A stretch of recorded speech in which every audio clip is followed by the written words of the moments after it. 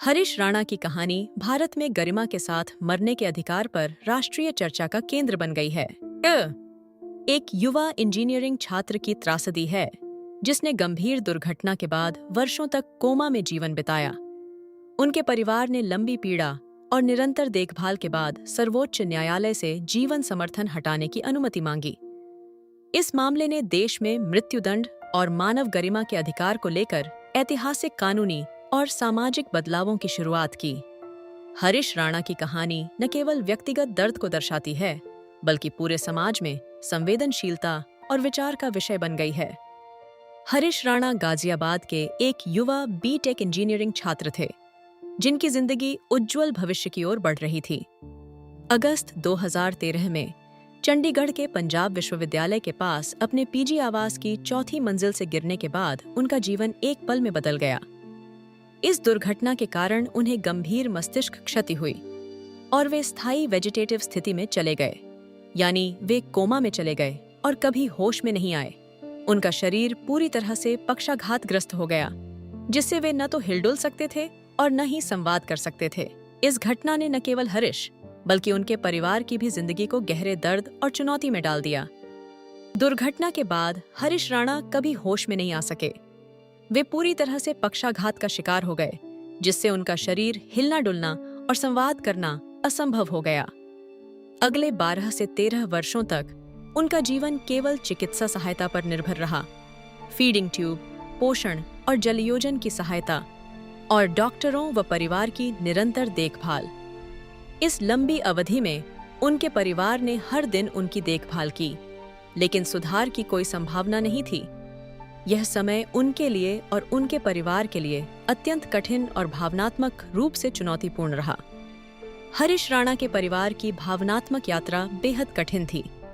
शुरुआत में उन्होंने हरीश के ठीक होने की उम्मीद में हर संभव प्रयास किए, लगातार डॉक्टरों से सलाह ली और दिन रात उनकी देखभाल की।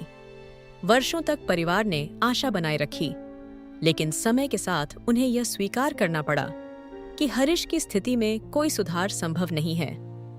इस दर्दनाक सत्य को स्वीकार करना उनके लिए बहुत भारी था, क्योंकि वे हर दिन अपने बेटे के लिए जीते रहे।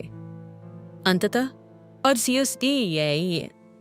परिवार ने अपने दिल के टुकड़े को शांति से विदा करने का निर्णय लिया, जो उनके लिए सबसे कठिन क्षण था। हरीश राणा के परिवार ने वर्षों तक उनकी देखभाल की, लेकिन लगातार चिकित्सकीय पुष्टि के बाद कि सुधार की कोई संभावना नहीं थी, उन्हें एक कठिन निर्णय लेना पड़ा।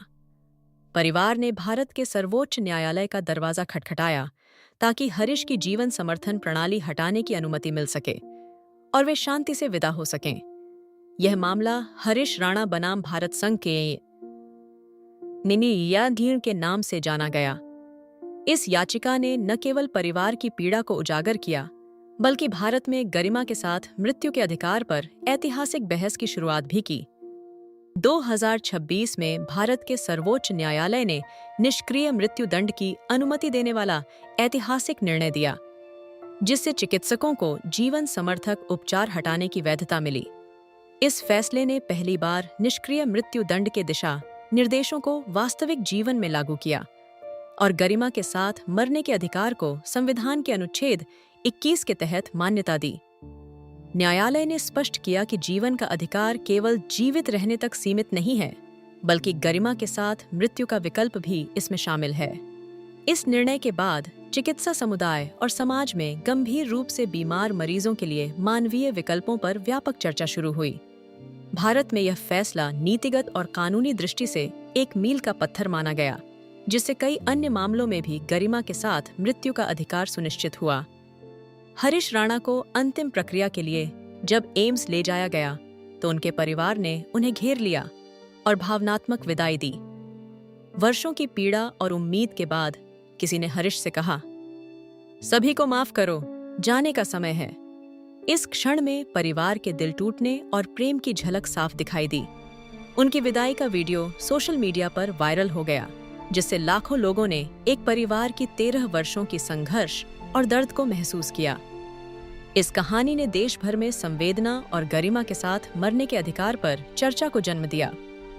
हरीश राणा की कहानी को विशेष रूप से दुखद इसलिए माना जाता है क्योंकि एक होनहार इंजीनियरिंग छात्र का जीवन एक पल में पूरी तरह बदल गया। 13 वर्षों तक वह बेहोश रहे और उनके माता पिता ने हर दिन उनकी देखभाल की, उम्मीद और निराशा के बीच झूलते रहे। अंततः परिवार को उन्हें जाने देने का दिल दहला देने वाला निर्णय लेना पड़ा, जिससे समाज में गरिमा के साथ मरने के अधिकार पर गहन चर्चा शुरू हुई। इस घटना ने भारत में निष्क्रिय मृत्युदंड और जीवन के अधिकार के कानूनी और नैतिक पहलुओं को उजागर किया, जिससे कई परिवारों और चिकित्सा समुदाय को नए दिशा निर्देश मिले। हरीश की कहानी ने न केवल व्यक्तिगत पीड़ा को सामने रखा, बल्कि पूरे देश में अंत जीवन अधिकारों और मानवीय गरिमा के महत्व को भी रेखांकित किया।